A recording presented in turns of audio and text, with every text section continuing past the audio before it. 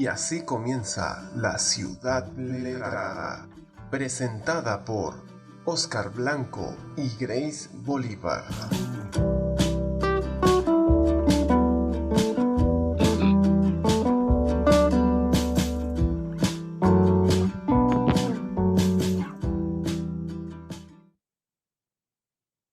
El lenguaje es el vestido de los pensamientos. Samuel Johnson. Los límites de mi lenguaje son los límites de mi mundo. Ludwig Wittgenstein. Y por último, el lenguaje humano es como una olla vieja sobre la cual marcamos toscos ritmos para que bailen los osos, mientras al mismo tiempo anhelamos producir una música que derrita las estrellas. Gustave Flaubert. Amigos todos, somos La Ciudad Letrada, la ciencia de golpe. Le damos la bienvenida a este nuevo episodio. Desde ya le pedimos disculpas por todas las interrupciones que tuvimos en el último programa. Aparentemente hemos logrado solventar esos detalles técnicos. Estamos aquí, esperamos ser más fuertes que estos impedimentos que nos ocasionaron en la última oportunidad. Somos más fuertes que COVID en muchos casos porque seguimos acá. Así que nada. Hoy no tenemos a Grace. Grace está de cumpleaños, así que enhorabuena por Grace. Feliz cumpleaños, Grace, donde estés. Está en un almuerzo, entonces la excusamos y decidimos darle el día libre para que disfrute pues de sus casi 30 primaveras. Por lo tanto, estará este servidor con nuestro invitado que ya ustedes lo están viendo en pantalla y que ya lo presentaremos. Antes, presentamos al equipo que está conformado este podcast. Manuel López en los controles, Eli Blanco en las redes sociales, Oscar Blanco y Manuel López en la producción general, Grace Bolívar y Oscar Blanco en la conducción. Hoy estaré solamente yo, como ya lo dije. Y pues estamos en el creo que sí, hoy es el primer domingo, no miento, hoy no es el primer domingo de julio, hoy es el segundo domingo de julio, así que en pleno invierno. También les recordamos nuestras redes sociales, La Ciudad Letrada, tanto en Twitter, Instagram, como en Facebook, y nos pueden seguir también por YouTube, nuestro canal por YouTube, La Ciudad Letrada, y también en Spreaker.com, lo mismo que en Spotify, donde podrán escucharnos si desean escucharnos, y si quieren vernos, pues nos pueden sintonizar por YouTube. Además, les recordamos que pueden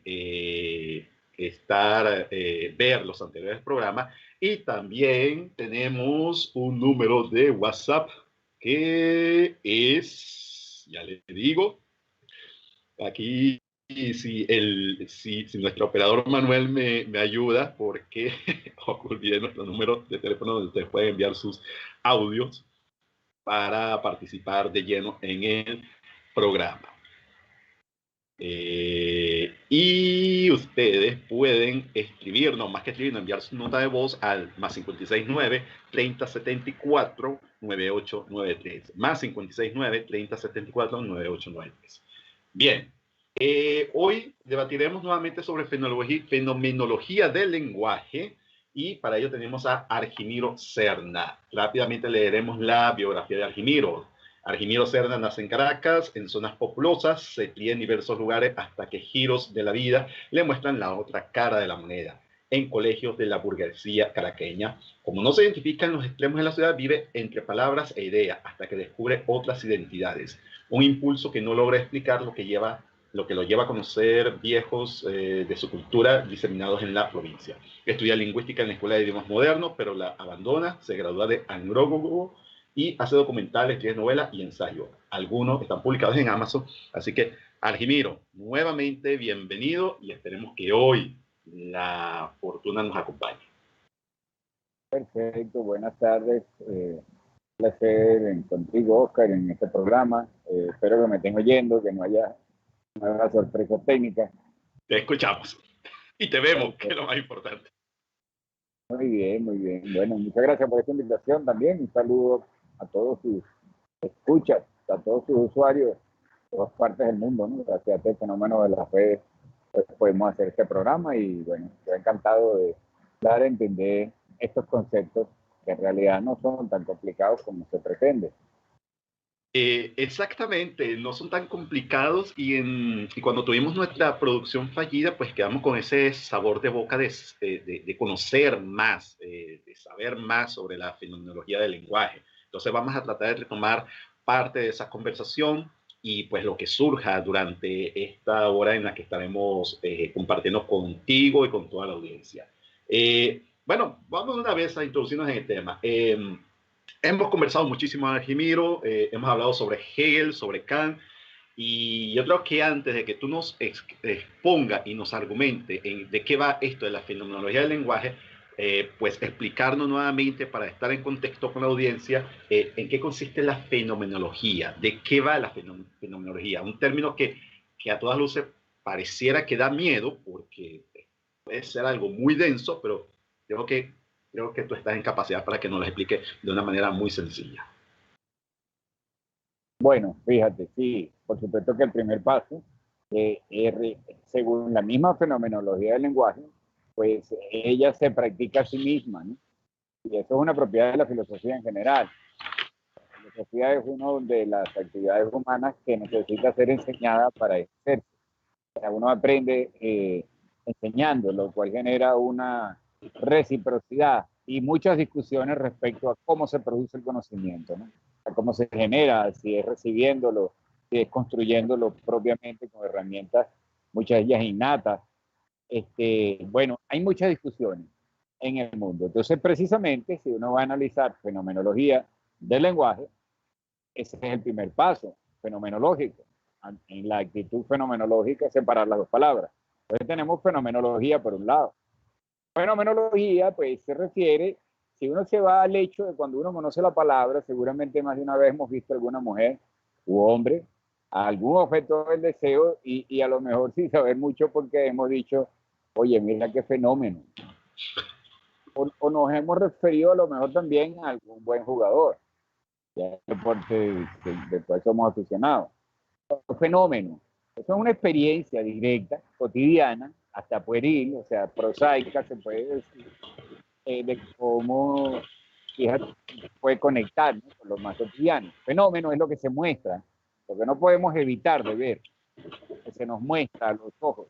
Eso es desde el mismo fenómeno, como se pronuncia en griego antiguo, o fenomenon, si uno pues se quiere ser riguroso etimológicamente. Pero el fenómeno lo podemos tomar es más bien de esa experiencia cotidiana en la que muchas veces nos podemos haber encontrado usando la palabra sin conocerla bien, la palabra fenómeno. Entonces, fenomenología va a ser el estudio de eso. Y el estudio de eso, que pareciera no decir gran cosa, no, el estudio de lo que se muestra, el estudio del fenómeno, implica pues nada menos y nada más que no va a ser el estudio ningún autor, que no va a ser el estudio de la moral, de la metafísica, de lo que dijo Aristóteles, no va a ser el estudio de nada de lo que haya dicho un ser humano antes. Por más panacea, ¿verdad?, o pleitesía que se le rinda en una cultura o en un sector, sino que va a ser, tiene un significado muy preciso y muy grande. Significa mucho el hecho de que se quiere estudiar simplemente lo que acontece en la forma más pura posible, que yo pueda estudiar el fenómeno X, cualquiera, el amanecer, el amor, sensaciones, la empatía. Hay trabajos extraordinarios de Max Schiller y de otros fenomenólogos sobre la empatía, sobre sensaciones. Porque entonces, pues, en resumen, podemos decir que la fenomenología es cultivar una suerte de técnica o ciencia para explicar el fenómeno, desprovisto de la mayor cantidad de herramientas creadas por los seres humanos y valiéndonos únicamente, preferiblemente, de la lógica. Eso es lo que aporta la fenomenología, aplicarle la lógica al fenómeno. Uno va a explicar el amor y uno dice, bueno, generalmente el amor nace en determinadas condiciones, hace falta, bueno, dos personas. Listo, ya uno va concluyendo una cosa del amor. Luego, bueno, se da estas condiciones según lo que yo he vivido y según lo que he podido leer en otras personas. Y ahí se van creando definiciones a partir de las cuales, bueno, uno debe ser honesto y no crear una cosa tan terriblemente engorrosa como la que hizo Heidegger.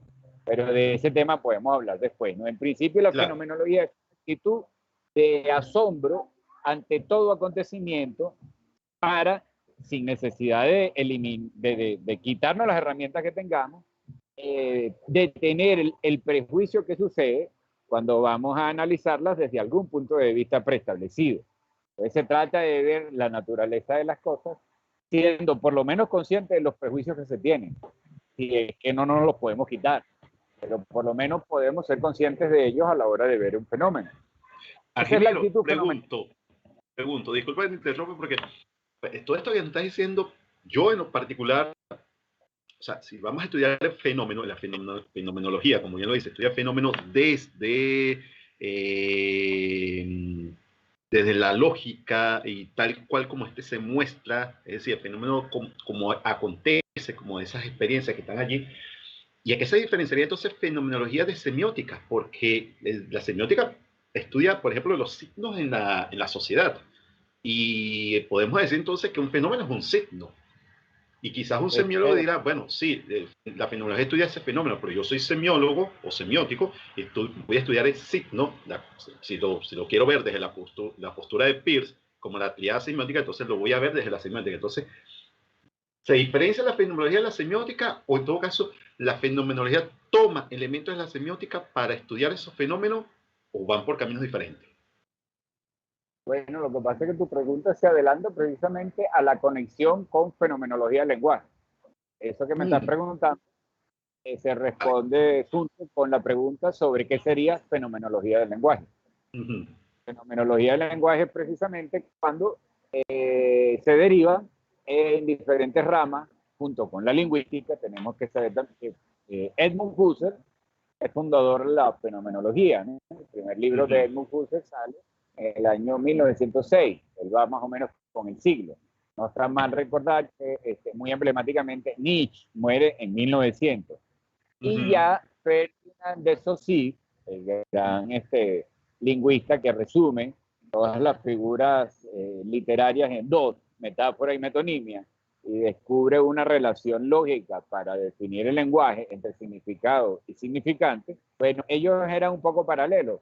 Husserl era un poco más joven, ¿no? Pero son dos tendencias que van surgiendo al mismo tiempo, más o menos relacionadas. Son descubrimientos que se van apoyando el uno al otro.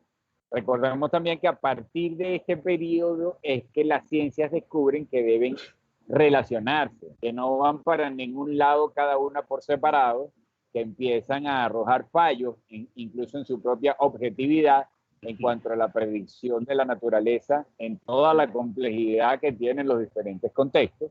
Entonces empiezan a ver cosas que les dicen a Pasteur, ¿no? Porque el fortalecimiento respecto de ciertas bacterias y ciertos virus, pues más bien te prepara, que es el concepto de la homeopatía, y empiezan a ver diferentes prácticas que contradicen principios.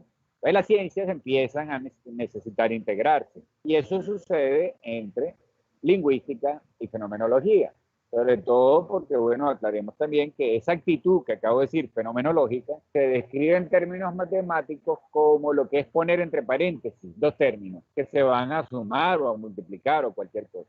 De esa misma actitud se pone entre paréntesis lo que yo creo de la realidad. Lo que yo vivo, lo pongo entre paréntesis porque lo voy a someter a un método, pero no va a dejar de ser la vida cotidiana. Eso es lo interesante de la fenomenología, ¿no? O sea, todo lo que se puede extraer de la vida cotidiana. Esa lógica junto con la lingüística aparecen, disculpa, para cerrar. Sí, por favor. Y van entrelazándose y, bueno, dan lugar a la fenomenología del lenguaje en algo nada menos y nada más tan efectivo como lo que ha producido estos lenguajes de programación que permiten estas aplicaciones y toda la computadora. Entonces, producto de la fenomenología del lenguaje y la abstracción del lenguaje, bueno, que se consagra, podríamos decir, su punto culminante es el gran Wittgenstein, ¿no? El gran lógico, fenomenólogo del lenguaje. Y eso, pues, ya lo que tú estás diciendo, pues, para resumir, es que la semiótica va a derivarse, va a concentrarse en el estudio de los signos, va a ser posible a raíz de una actitud de estudio del lenguaje que se empieza a establecer con la fenomenología y tiene niveles filosóficos, no solamente técnicos de estudiar el lenguaje, sus objetivos, sus sustantivos, sus valores, etcétera, sino su efecto en nuestra cotidianidad, su significación directa y la pragmática, ¿no? Entonces, están ligadas el surgimiento de fenomenología del lenguaje y la semiótica, son inseparables, ¿no? Sería difícil mencionar una sin referirse a los estudios que hayan hecho en el otro campo. Perfecto. Vale, vamos a seguir ahondando sobre esto, sobre esta relación fenomenología semiótica y ver cómo entonces interviene dentro del lenguaje y ahondar ya profundamente en fenomenología del lenguaje. Corresponde en este momento hacer la pausa y ya volvemos. Te recomiendo qué leer. Hola, buenas. Mi nombre es Mauricio Figueroa, de Concepción, Chile, y vengo acá a la ciudad letrada a recomendarles la novela gráfica Watchmen, escrita entre 1986 y 1987 por Alan Moore, Dave Gibbons y John Higgins. La novela se desenvuelve alrededor de un grupo de superhéroes decadentes y un crimen, en el Estados Unidos de los años 80, en una realidad alternativa en la que superhéroes surgieron en este país entre las décadas de los 40 y 60, cambiando el curso de la Guerra Fría, de tal manera que una tercera guerra mundial y un apocalipsis nuclear parecen inminentes. La novela se destaca por la profundidad psicológica de sus personajes, por hacernos partícipes de sus motivaciones y dilemas morales, por un uso sumamente elegante de una narrativa no lineal y por una interesante inserción de narraciones paralelas que complementan la trama principal tanto para los personajes de la novela como para nosotras y nosotros. Aunque se trata de una novela gráfica, Watchmen es considerada una de las mejores novelas escritas en inglés del siglo XX y un hito en el proceso de madurez del cómic como formato para la narración de grandes historias. Se las recomiendo muchísimo. Watchmen, de Alan Moore, Dave Gibbons y John Higgins. Bien, estamos de vuelta con la ciudad letrada, la ciencia de golpe. Tenemos a Argimiro Serna, quien nos está explicando de qué va la fenomenología, el estudio de esos fenómenos que están presentes en la cotidianidad, que son parte de la experiencia. Ya nos ha dado un bosquejo de lo que es o lo que sería fenomenología del lenguaje, acercándolo o articulando disciplinas como la lingüística, la semiótica, conjuntamente con la filosofía.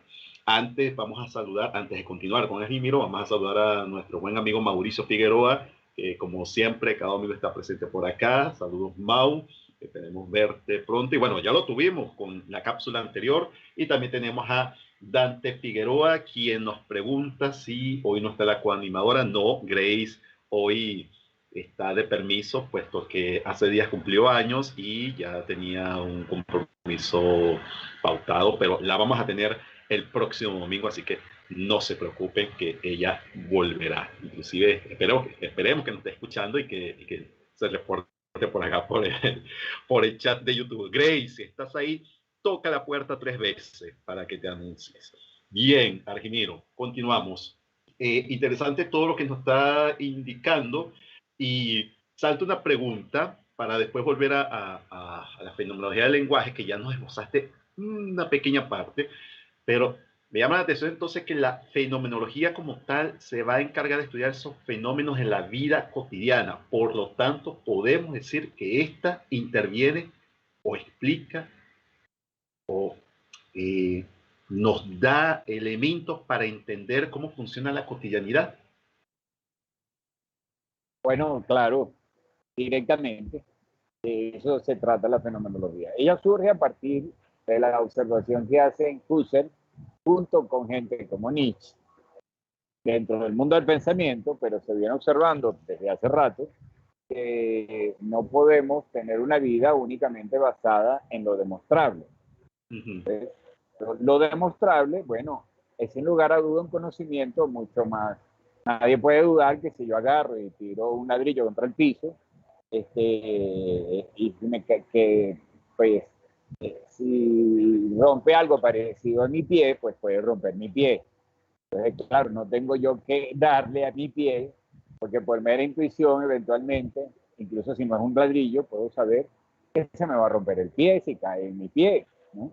Entonces hay conocimientos, de hecho, en la cotidianidad intuitivos que tienen que ver con el instinto, y son indudables, ¿no? Porque sucede. Hay cosas que no vamos a hacer, que no tenemos que pensar para no hacerlas, ¿no? Si yo voy y le pego a alguien, que incluso no son solamente instintos de conservación, sino, por ejemplo, las actitudes agresivas siempre están relacionadas con emociones, ¿no? Son meramente secciones patológicas las que pueden ir a agredir a alguien sin tener una especie de intuición o de sensación de que eso puede ocasionarme problemas a mí a futuro, de diferentes formas. Y también, mira, olores y cantidad de cosas que por sí sabemos que pueden hacer daño, pueden causar beneficios, ¿no? Está en lo instintivo, pero empieza a colindar a veces con la razón cuando, producto de algunas asociaciones, eso intuitivo se convierte en una intuición.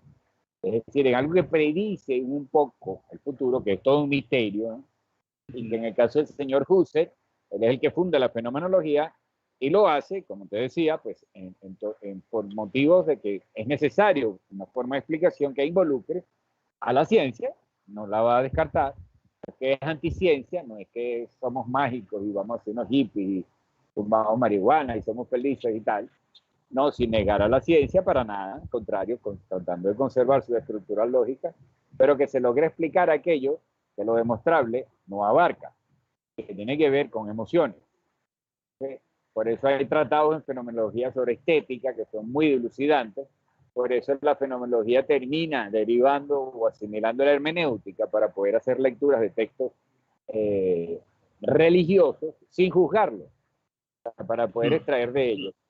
¿Verdad? Una forma paralela a la fenomenología es el estructuralismo, que empieza a tratar de revisar el valor simbólico que tiene todo aquello que el conocimiento basado en lo demostrable había discriminado como obsoleto o arcaico.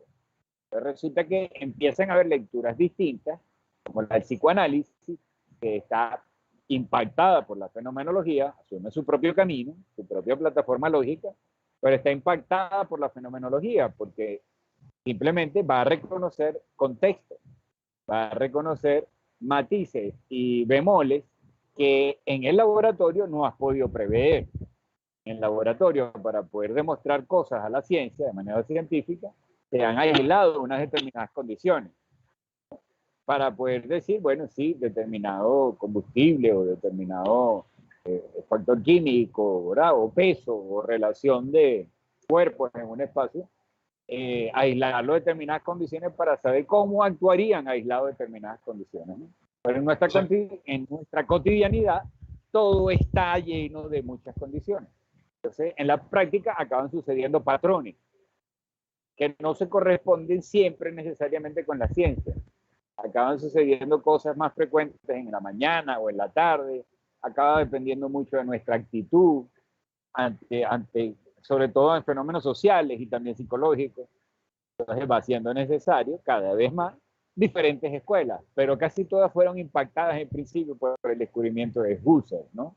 De que, o sea, puedo entender que la fenomenología entonces se va a encargar de ahondar en esos detalles que podemos llamarlos nimios o muy abstracto, que como tú dijiste quizás no puede ser demostrable o que quizás la ciencia en todo su espectro no puede llegar a eso porque quizás no tiene los elementos o no cuenta con los métodos. Entonces la fenomenología se va a encargar de mirar y de dar, no sé si respuesta, pero por lo menos indagar en esos detalles mínimos, imperceptibles, invisibles, pero que son partes de nuestra cotidianidad. Serían fenómenos, es decir, que generan curiosidad. O sea, que son preguntas alrededor de las cuales, cuando somos sinceros, pues nos tendemos a congregarnos, ¿no? Como seres humanos, como intelectuales, en muchos niveles, muchos misterios, van entonces a rodear situaciones cotidianas, impresiones que nos da la gente, la mañana, el sol, ¿no? Y entonces a eso la idea es ponerle alguna lógica, para que no sea meramente interpretativo. Vale. Para que escape a ese descubrimiento de Nietzsche, que es bastante adolescente, de que no hay verdad absoluta, sino fuerza en su interpretación, ¿no? Sino mayor o menor fuerza o avasallamiento en su interpretación. Bueno, eso resulta que había que ponerle algún orden, ¿no? Porque no podía ser, ¿no? De hecho, bueno, producto de eso, de alguna manera, surge el nazismo. No es que Nietzsche lo produjo. De alguna manera Nietzsche avisa las condiciones que se están dando para que surja algo como el nazismo. ¿Ves? Entonces, si eso es así, bueno, yo como Hitler y con un gran poder de convencimiento, de seducción o de influenciación en la gente, bueno, hago de las mías, pues, según mis creencias y según mis prejuicios. Entonces ya sabemos que eso no es posible. No puede haber simplemente que no hay, o sea, no puede ser que no hay verdad absoluta. No tiene, cuesta, pero hay verdades generales que nos congregan. Y esas verdades generalmente están en torno a lo cotidiano, a lo que nos cuesta nombrar. Por eso te repito, ¿no? Surge el psicoanálisis, la semiótica va a observar signos cada vez más mesurados y hasta aparece la mecánica cuántica a decirnos pues, lo variable que puede ser la realidad según nuestras decisiones que tomamos, ¿no? Perfecto. Vale. O sea, entonces estamos ante un campo sencillamente amplio y ahora entiendo por qué entonces podemos hablar en este instante de fenomenología del lenguaje, ¿no? En ese sentido, antes de adentrarnos más a lo que nos convocó hoy, esta es una pregunta que obviamente los lingüistas conocemos la respuesta, pero tú como fenomenólogo, quizás puedes dar una respuesta más amplia, no sé si más amplia sea la palabra, pero quizás desde otra perspectiva. ¿Es posible la vida sin el lenguaje? Bueno, eso es, digamos, una especie de bombita, ¿verdad? Para un semiótico, un lingüista, y para un psicólogo. La vida humana se comprende hoy por hoy, la mejor manera de definirla es como seres que utilizamos lenguaje articulado para transmitir nociones lo más finas, profundas y abstractas posible. Nos caracterizamos porque, si bien no todos y no en todo momento, podemos producir mensajes complejos, heredables, que alguna persona en el instante, en el tiempo, en el espacio, los pueda leer y hacer una interpretación de aquello que le sirva, que sea funcional, que resuelva algo. ¿Ves? O sea, una persona puede leer cómo se hace una torta y con ayuda de un traductor la puede escribir una china. Y yo aquí puedo hacer la torta en 3, 4, 5 intentos, a menos que sea demasiado mal cocinero, ha de salirme una torta parecida a la de esa china. Eso es solo posible entre seres humanos. Bueno, hasta donde sabemos. Resulta que las plantas tienen formas de comunicación. Todo esto es muy interesante. Yo me atrevo a incorporarlo en la discusión. Vamos a dejar claro que lo que nos define como seres humanos es la comunicación del lenguaje abstracto articulado. No obstante, hay efectos y descubrimientos muy interesantes que bajan un poquito esa arrogancia, ¿no?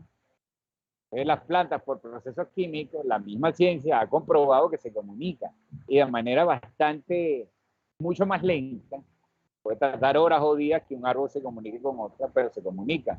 Eso no deja de ser interesante para lo que es un pensamiento ahorita del siglo XXI, ¿no? Pero como estamos hablando de fenomenología del lenguaje, bueno, en principio, pues vamos a concluir el hecho de que el lenguaje pues, nos determina y nos define. Solo podemos dar cuenta de nosotros haciendo enunciados y pudieran ser hasta gesticulaciones. En caso de que una persona sea muda, pero estos tendrían que tener articulación. Pueden ser gesticulaciones, pero estos tienen que tener articulación e inflexión. Y por lo tanto, un significado escalonado o encadenado. O sea, debe ser lenguaje.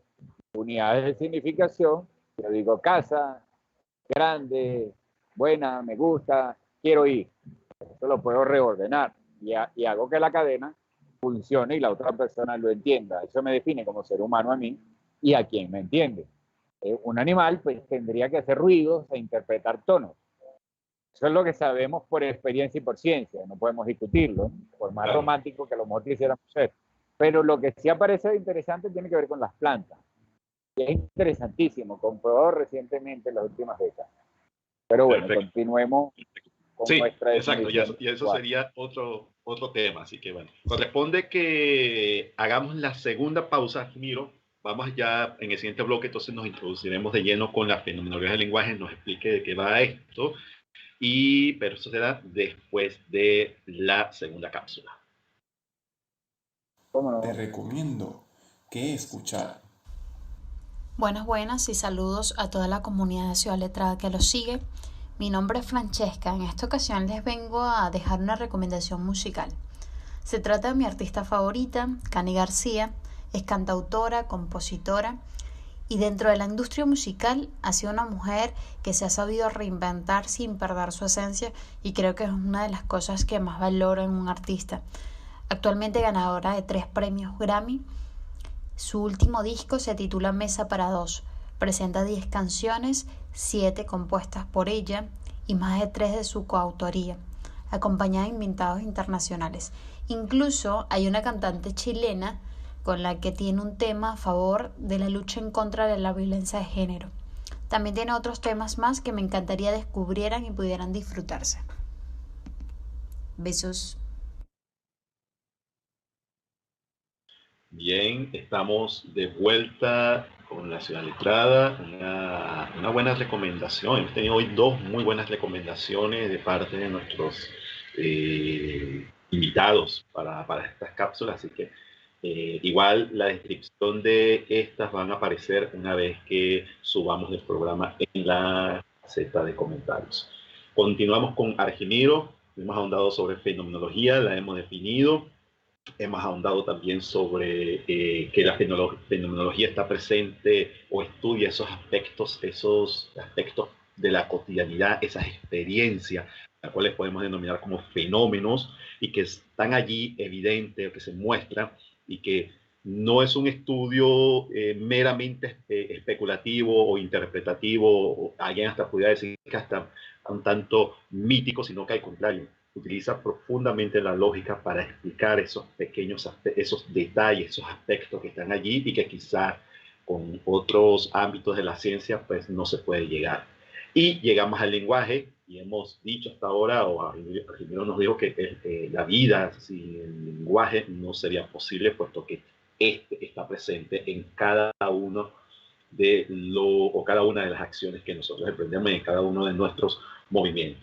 En ese sentido, Argimiro, puedes definirnos, ahora sí, pese que ya lo hicimos en el primer bloque, o dimos una pequeña prueba, puedes definirnos de qué va esto que se llama fenomenología del lenguaje. Bueno, perfecto, cómo no. Y ya era hora, supongo, ¿no? Sí. Bueno, la fenomenología del lenguaje la funda el señor Merleau-Ponty, es quien se puede decir. ¿Otra vez el nombre, disculpa? Merleau-Ponty, un francés. Ah, ya. Ah, sí, no, lo conozco. Merleau-Ponty, ajá. Él funda lo que se puede llamar como fenomenología del lenguaje, ¿no? Habíamos visto que fenomenología es el estudio del fenómeno. Digamos, el estudio de aquello que no podemos dejar de notar, de aquello que se nos muestra en la realidad y nos llama la atención. El fenómeno se diferencia de todo aquello que vamos a tender a ver de la realidad o que nos va a llamar de la atención de la realidad, bueno, por necesidades de relaciones económicas, sexuales, etcétera, ¿no? Que uno pueda considerar llanamente así. Sin embargo, para el fenomenólogo todo muestra algo interesante. En todo momento hay algo que podemos poner entre paréntesis para suspender los juicios al respecto. Cuando hacemos eso con el lenguaje, nos damos cuenta de toda la fuente de información que hay en una frase que se deriva de ella. Todas las posibilidades que hay en decir, a mí me gusta caminar por la montaña. Entonces, se abre ahí una vertiente muy clara en, bueno, este carajo, ¿por qué le gusta caminar en la montaña? No le gusta la ciudad. Por oposición, uno puede empezar a leer eso. Y tiene quizá un yo bastante reforzado, porque dice, a mí me gusta, cuando podría decir solo, me gusta. ¿No? Y por otra parte, pues en la relación que uno tenga con la montaña aparecen nuevas cosas, que eso es parte de lo que es la fenomenología del lenguaje. A esa persona le gusta caminar por la montaña y a mí también. Ah, bueno, a lo mejor tenemos algo en común. Primera información de una posibilidad. Segunda, bueno, a lo mejor un día nos encontramos por ahí y se camina por las mismas. Tercero, bueno, la montaña tiene un valor de esparcimiento común para más de una persona. Valor de esparcimiento, de relajación, etcétera, etcétera, ¿no? Habría entonces que ponerse a revisar ese fenómeno. la montaña, lo plácido de la montaña, o eventualmente el esfuerzo que hay que hacer, o todo lo que puede representar la montaña, implicaría una revisión ya fenomenológica, ¿no? Pero si uno la mantiene en relación al lenguaje, mira todo lo que se puede decir solo del lenguaje. Entonces, la fenomenología del lenguaje es una de las formas como se puede valer la fenomenología para acceder a la experiencia de otros, que no sean solo los que han escrito los grandes libros, sino que sea cualquier persona que se expresa hablando, porque por eso existe, se deriva de hecho, ¿no?, de la lingüística durante el siglo XX, post-fenomenológica, podríamos llamarlo así, la lingüística que ya va a ver el lenguaje y toda esa cosa compleja humana, no nada más sujeto, verbo, predicado, lo escribes bien y escribes las conjugaciones, eso era la lingüística hasta entonces, sino que empieza a ver todo un sistema de relaciones contenido en ese lenguaje, una cultura, una expresión, diferente expresión individual e incluso revolución, puesto que si lo estás haciendo en forma estéticamente nueva, impactante, novedosa, vas a cambiar el mismo lenguaje. Una de las cosas que descubre la fenomenología del lenguaje, que es a lo que se atreve Merleau-Ponty y que no se atreve el mismo Ferdinand de Saussure, es a tratar de revisar por qué el lenguaje cambia, porque las palabras durante un siglo significan una cosa y con el tiempo van como variando su relación semántica.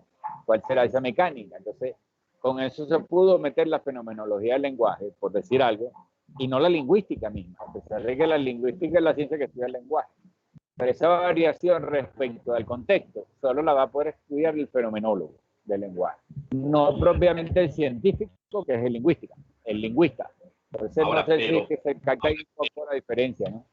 claro, pero en la lingüística quizás tenemos las disciplinas y los métodos para estudiar esto, y sobre todo recientemente, porque alguien puede decir, bueno, pero tenemos la pragmática, tenemos la misma semántica, tenemos el análisis del discurso, inclusive la lingüística cognitiva. Entonces, ¿cómo puede cómo se articularía la fenomenología con estas disciplinas que pueden estudiar ese fenómeno, o eso, como tú lo dijiste hace un momento, esos cambios de significado de una palabra con respecto a una época y a otra? Porque tenemos en la lingüística los mecanismos, los medios, los métodos, las técnicas, inclusive. Sí, claro, pero la lingüística no ha resuelto eso.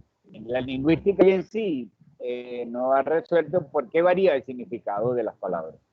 Lo intenta con ramas como la pragmática, la fonética y la fonología. De alguna manera, pues, va a estudiar las variaciones entre el lenguaje hablado y el escrito.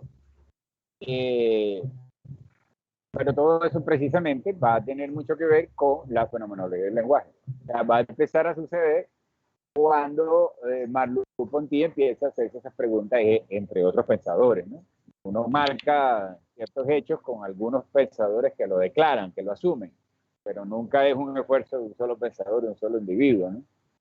Y en este caso, todas esas ramas que tú estás diciendo, de alguna manera las aporta la fenomenología del lenguaje, las despierta dentro de la lingüística, para la lingüística mancomunarse, y ella ofrece datos, pero quien hace la integración en una lectura generalmente es un fenomenólogo del lenguaje que trabaja la hermenéutica, es decir, quien va a hacer una interpretación de un determinado momento del lenguaje, no respecto del prejuicio científico que se puede establecer, sino respecto de algún otro momento.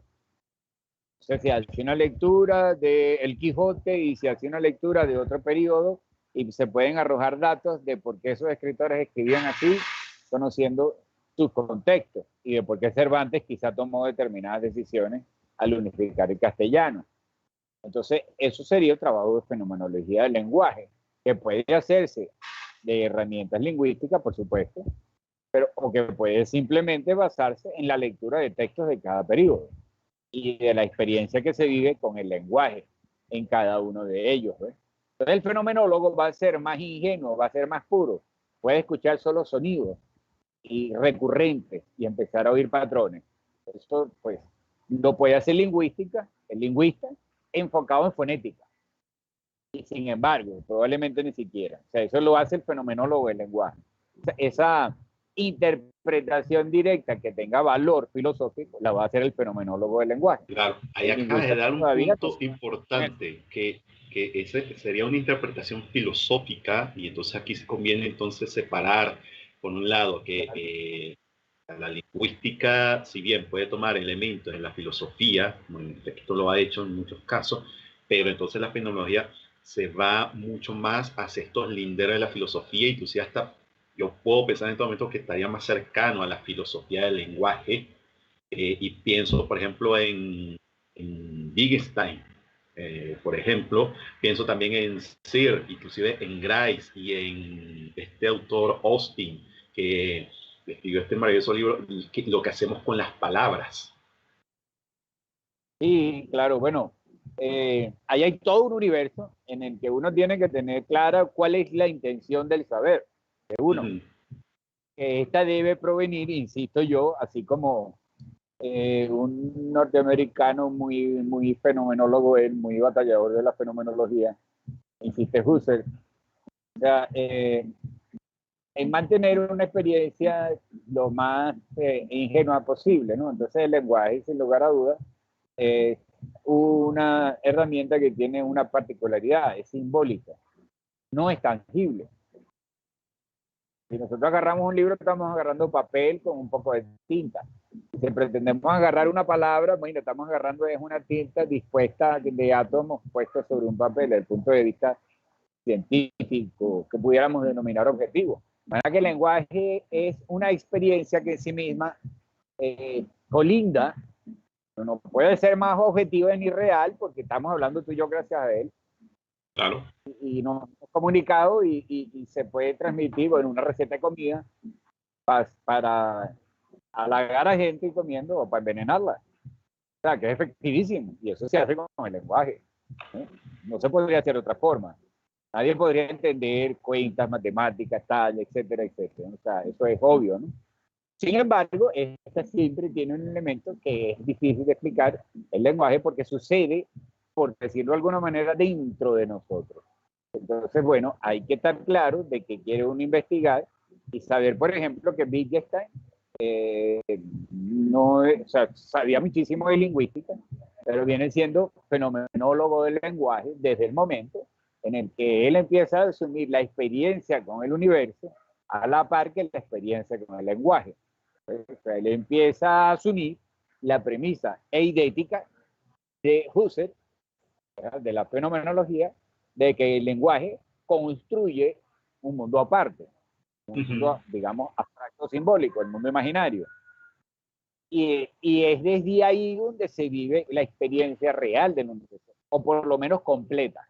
O sea, donde se completa la experiencia es cuando nosotros nombramos el universo, efectivamente, y además, gracias a Wittgenstein, o según Wittgenstein, lo nombramos con sentido estricto. Y claro, a él se le pasó la mano, ¿no? Después lo reconoció. Okay. El lenguaje no todo para decir contenidos estrictos con sentido, se debe a sí mismo también, ¿no? Se practica, se regodea. Nosotros lo usamos para gozar con él o para ofendernos, ¿no? O sea, para lo que nos puede ser. Sucede también de manera emocional, emotiva y de manera que no siempre tenga un sentido estricto, ¿no? A veces son interjecciones o expresiones, en fin. Hay toda una experiencia con el lenguaje que él reconoció después de eso, ¿no? Entonces era por nombrar y concluir con Wittgenstein, él hace una abstracción del lenguaje y genera el famoso Tractatus lógico-filosófico. Puede hacer esa abstracción gracias a que está de alguna manera apoyado en la experiencia. Puede abstraer el lenguaje y a partir de eso pues se desarrollan, como dije hace rato, el lenguaje de programación. Es decir, vaciar de significado el lenguaje y ponerle a este el significado que tú quieras e incluso modificar sus estructuras para poder componer una aplicación de cualquier cosa, ¿no? Perfecto. En ese sentido, entonces, ¿por qué? Más que por qué. La pregunta, voy a reformular la pregunta, voy a cambiarla inclusive. ¿Qué aspecto entonces contemplaría o contempla la fenomenología del lenguaje? Bueno, la fenomenología del lenguaje contempla el lenguaje y entonces aprende de lingüística, por supuesto. eh, las funciones, metáfora, metonimia, ¿no? Otras teorías que quizás no sean las de eso. Sí, perfecto, estudia el lenguaje. Y por otra parte tiene como parámetro su experiencia diaria, su vida. Entonces, ¿qué ha significado ciertas palabras para él? Por poner un ejemplo.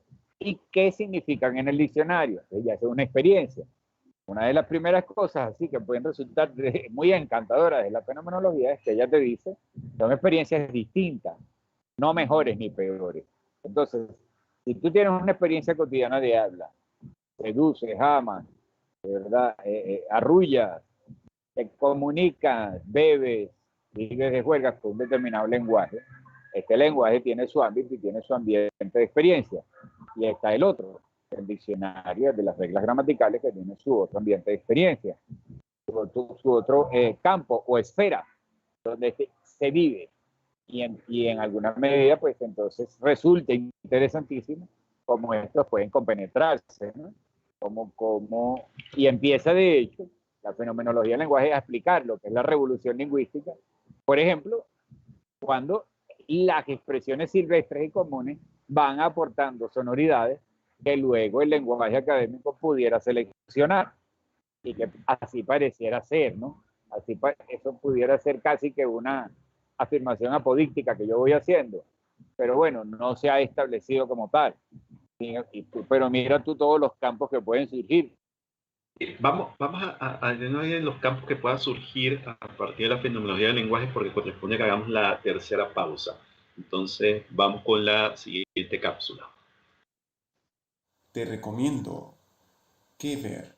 Hola, ¿cómo están? Mi nombre es Rodrigo Leal y en esta ocasión les quiero recomendar la película chilena Blanco en Blanco de este año, dirigida por el director chileno-español Theo Kurt, la cual está protagonizada por el reconocido actor chileno Alfredo Castro, quien interpreta a un fotógrafo que viaja hasta la Patagonia para fotografiar el matrimonio de un rico terrateniente con su esposa, que es apenas una niña.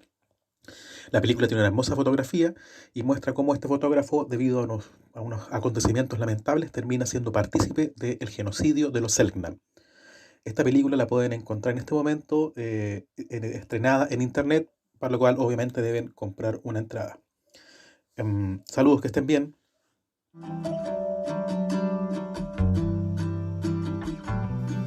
Y estás escuchando La Ciudad Letrada.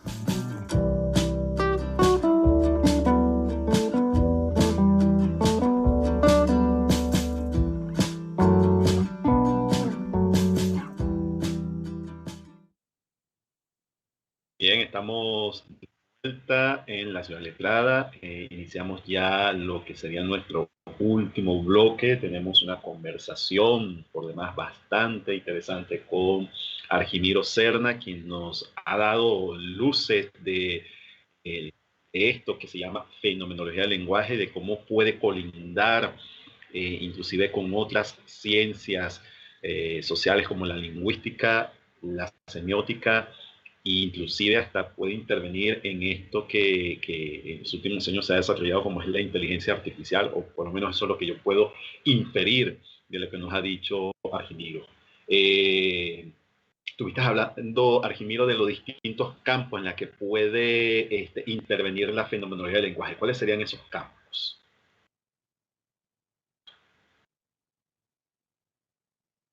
No te escuchamos, Argimiro. No te escuchamos. Yo creo que hoy no podíamos irnos sin tener detalles técnicos. A ver. Ay, a ver. Ahora me oye. Sí. No, decía Argimiro que íbamos muy bien y parece que no podíamos obviar estos detalles técnicos. Ajá, pero te estoy oyendo yo a ti. ¿No me oyes? Sí, ya te escuchamos, ya te recuperamos. Ah, perfecto. Entonces, decía, bueno, empieza uno a interesarse por el lenguaje y empieza uno a querer definir hasta las palabras que usa para definir lo que va a definir. Por ejemplo, ¿qué sería campo y qué sería esfera? ¿No? Son necesidades de nombrar el universo, términos que empiezan a aparecer para nombrar el universo. Entonces, por ahora, podemos asumir en nuestra situación de comunicación y nuestra experiencia, en nuestro fenómeno de comunicación que se está dando hoy, campo es, por ejemplo, sociología, antropología y psicología, ¿no? Para la definición que va a hacer Jacques Lacan, sin lugar a dudas de alto valor efectivo en el discurso psicológico, la fenomenología ha sido fundamental.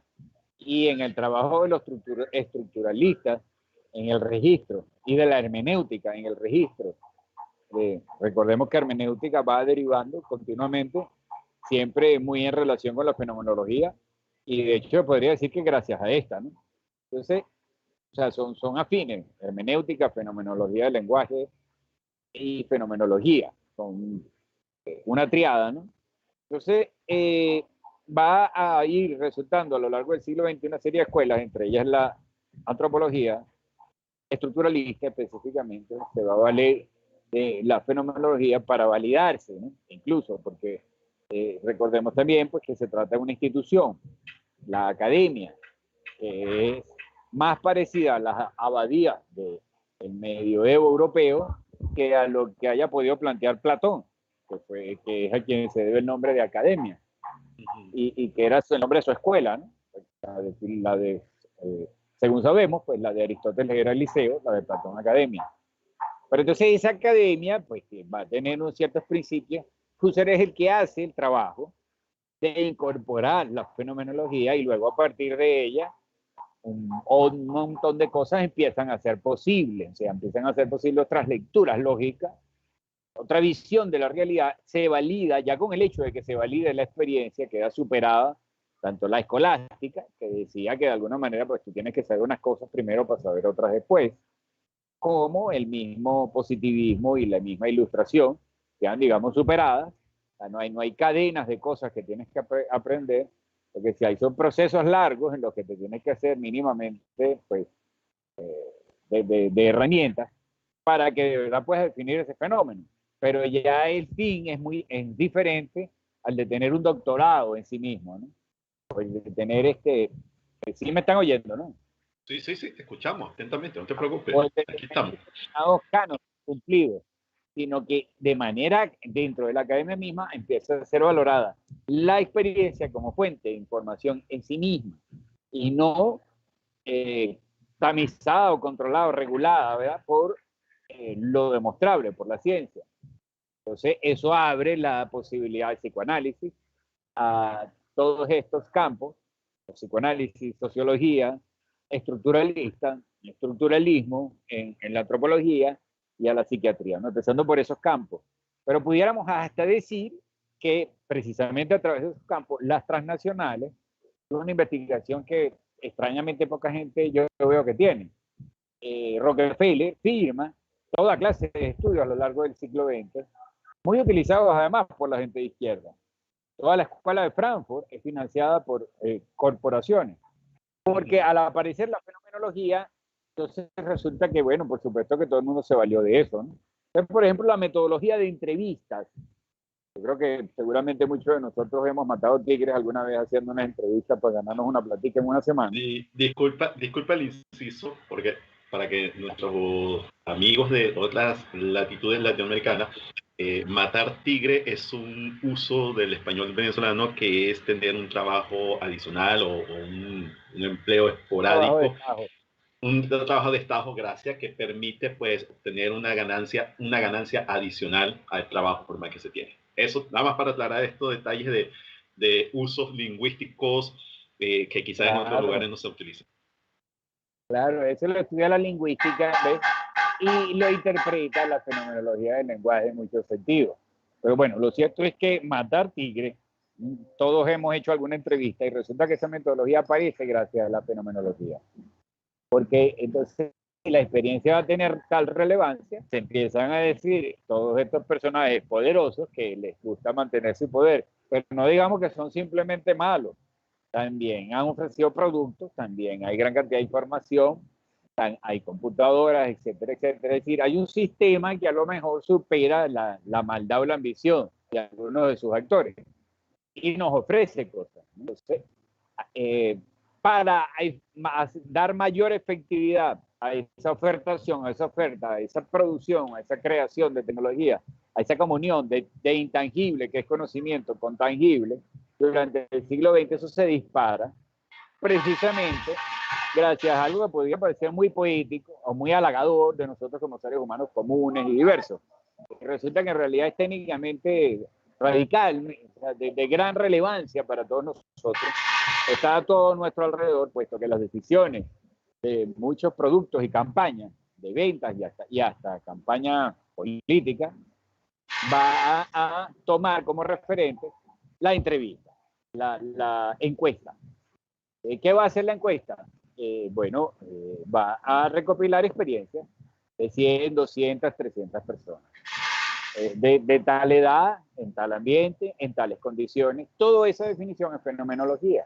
Eso no es ciencia propiamente dicho. Eso va a aportar información que no es demostrable, pero que en la práctica se ha comprobado sobradamente útil para esos casos tan concretos como pueden ser el hecho que ahorita utilizamos Nike, por ejemplo, sobre todo la semiótica, ¿no? Ahorita mucha gente va a ir a comprar algo donde haya esa famosa raya de la Nike, ¿verdad? O donde vea, creo que unas estrellitas o unos lazos juntos entre ellos, que viene siendo la Adidas, no recuerdo bien. Todo eso es semiótica, se va introduciendo, pero al mismo tiempo, para haberse elaborado, se revisa cómo impacta, ¿no? Por eso, por ejemplo, pues el McDonald's son 2 piernas de una mujer, o pueden ser 2 grandes senos, ¿verdad? Y además es un color rojo para niños, ¿ves? Y entonces tiene mucho impacto en los niños. Todo eso es fenomenología. Vale.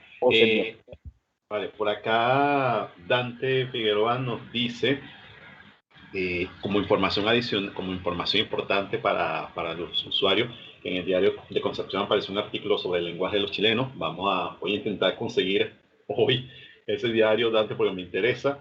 Y también, bueno, le pedimos a Dante que si nos podía aportar un poco sobre lo que decía este reportaje para asociarlo con el tema de hoy.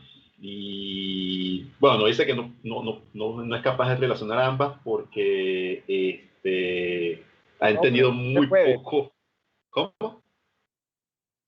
O sea, que hay en todas las expresiones locales y regionales, ¿no? Hay siempre un contenido bastante relacionado con la idiosincrasia, con la cultura. Claro, habría que sentarse y hacer el estudio específico ahí, pero lo hay, ¿no? Entonces, sí, tiene una relación. Perfecto. Argimiro, se nos está acabando el tiempo, o se nos acabó prácticamente el tiempo, así que de verdad muchas gracias. Creo que nos queda mucha más tela por dar sobre este tema que sigue siendo un tanto denso todavía, pero creo que bien vale la pena que tengamos un segundo programa para ahondar más sobre fenomenología. A todos nuestros usuarios, muchas gracias también por estar allí. Y bueno, tienes los micrófonos, tienes 1 minuto, porque nos queda poco tiempo para que te despidas y para que invites a la audiencia a seguirnos y también a seguirte a ti. Bueno, yo invito a todos a comprar el libro Tecnología del Espíritu, donde de entrada explicamos por qué se llama tecnología, ¿no? Y qué es lo que se comprende como aparatos mentales respecto de los objetos mentales de los que habló Husserl. Eso es un servicio o un aporte que yo busco hacer en ese libro. Y bueno, y si no lees el libro, pues a estudiar tu propia experiencia y tu propia realidad con algún método, seguramente, y tus propias sensaciones, pues seguramente vas a descubrir cosas que no creo que te vaya a enseñar pues ningún gurú, ningún místico. Probablemente seas tú mismo y no te has dado cuenta. Ok, perfecto. Bueno, muchas gracias, Argimiro, por este tema. Nos volveremos a reencontrar. Muchas gracias a todos los que hoy estuvieron conectados en la Ciudad Letrada.